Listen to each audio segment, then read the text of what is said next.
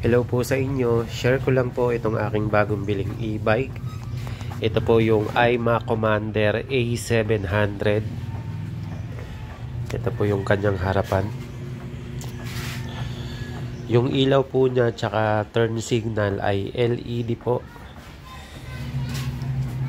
Maganda po yung kanyang paint job. Mahahalin tulad po dun sa mga sasakyan. Hindi po putyo-putyo yung pagkakapintura niya.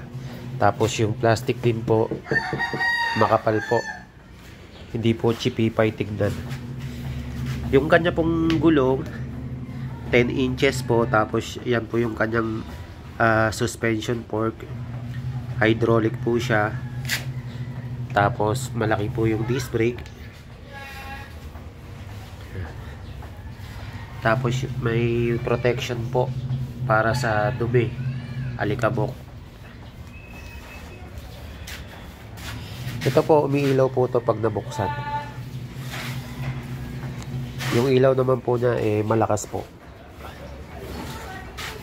Ito po yung kanyang side mirror. Maganda po siya kasi malaki po. Kitang kita yung mga sasakyan. Tapos ito po yung lagayan ng langis para sa ng brake fluid para po sa preno. Meron siyang high beam and low beam, turn signal, tapos busina po. Tapos ito po yung kanyang dashboard, malaki po siya. Malaki, tapos LED, kitang-kita po. Dito sa kabila meron siyang hazard. Tapos yung ilaw po niya pwedeng patayin at buksan po. Yung kanyang meron din po siyang running light. Ito po yung mode ng speed. May tatlong speed po ito 1, 2, 3. Yung pinakamatulin po niya is 60 kph po.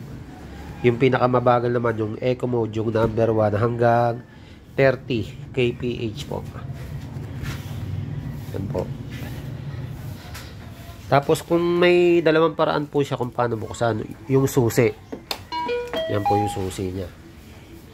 May kita nyo po sa dashboard yung battery, yung odometer, tapos yung mode ng speed na pag namatay siya tapos binuksan, lagi po siyang number 2. Para ilipat po siya, kailangan pindutin to. Yan po yung pinakamatulin, ito naman po yung pinakamabagal. At para umandar po siya, kailangan pindutin po yung preno. Yan, magigreen po siya, go na po yan. Yan po yung pitin mo lang po. Tapos yung pangalawang paraan ng pag-open sa kanya ay yung NFC po. Dalawa po yung kasama, pati susi. Tapat mo lang siya. Ganun lang po. Tapos yan po yung bulsa niya. Malalim po. Tapos may USB charging cable. Yan po yung itsura ng susi niya. Diyan din bubuksan yung upuan. Tapos yung lapad ng footboard, okay naman po. Tsaka natutuwa po ako dito sa quality talaga niya. Yung handlebar po niya parang kagaya po sa NMAX. Pa letter B. Tapos ano po talagang maganda po yung quality. Hindi po chipipay, tingnan premium po. Tapos ito po, yung upuan po niya is malapad po, malambot, parang sa kagaya nga po sa mga NMAX. Tapos simple lang po siya, walang masyadong decals. Ito po yung kanyang side stand. Ito yung sandalan po ng angkas. LED rin po yung kanyang ilaw lahat dito. Tapos dalawa po yung kanyang suspension. Pwede po to i-adjust kung pwedeng tigasan, pwede lambutan. Tapos disc brake din po siya. Tapos yung sa ito okay rin to. Meron siyang magnet.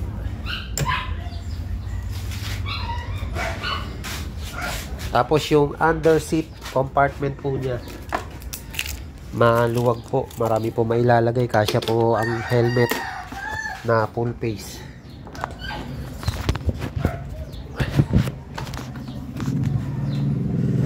Ayan po yung yung under seat compartment. Napakaluwag po, sobrang taas. Marami po ako na ilalagay dyan.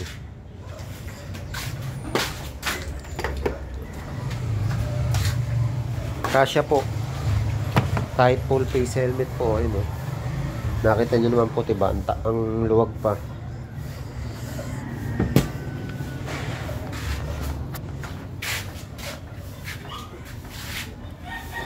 Kaya ito po yung napili kong e-bike. Kasi po para sa presyo po niya, ito po yung talagang premium looking. Tsaka panalo po yung specs. Bang for the buck. Yung battery po nito ay lead acid. 72 volts na 38 ampere. Pero yung pagka lead acid po niya is yung mataas na klase po ng lead acid. Graphene po siya na lead acid. Label 3. Highest quality po ng lead acid. Tapos 1,200 watts yung motor, 60 kph yung top speed. Tapos yung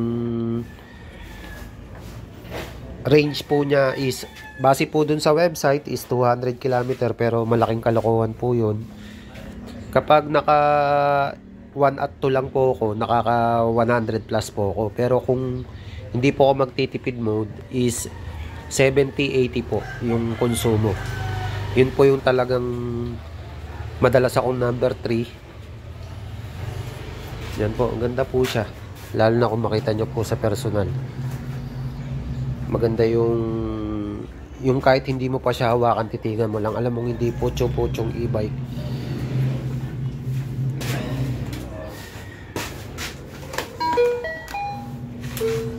Ito po yung itsura ng ilaw niya. Medyo maaraw po kaya hindi masyadong pero malinaw po yan.